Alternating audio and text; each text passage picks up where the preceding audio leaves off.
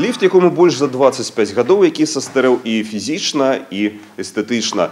Адным толькі Брэсце каля 150 такіх пад'ёмных прыстасаванняў патрабуюць замены. Ліфт у гэтым доме па вуліцы Пушкінскай не мяняўся з моманту здачы будынка ў эксплуатацыю. На сценах і столі сляды розных гістарычных перыядаў. Надзейнасць абсталявання таксама пакідае жадаць лепшага. Но нам страшно ездить. Один раз я летела с него, как провалилась в подвал. То есть, хорошо, что я еще в таком возрасте, что могу подняться пешком, а в основном домой одни пенсионеры.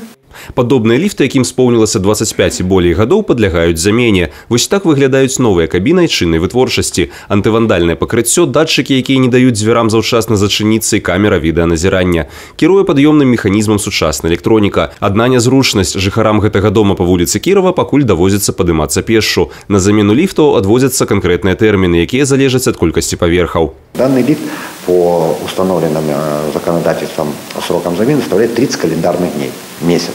Если лифт 10-12 этажей, это уже 35 календарных дней, 14 этажей – 40 календарных дней, 16-17 этажей – 45 календарных дней. У сярэднім замена аднаго ліфта каштуе амаль 55 тысяч рублёў. З іх больш за палову складаюць выдаткі на монтажныя работы. Усяго па Брэсцкай вобласці сёлета плануецца замяніць 150 ліфтаў. У тым ліку абласным цэнтры ў Баранавічах, Пінску і Івацэвічах. Валентин Бойко, Юрий Плинда, телерадиокомпания «Брест».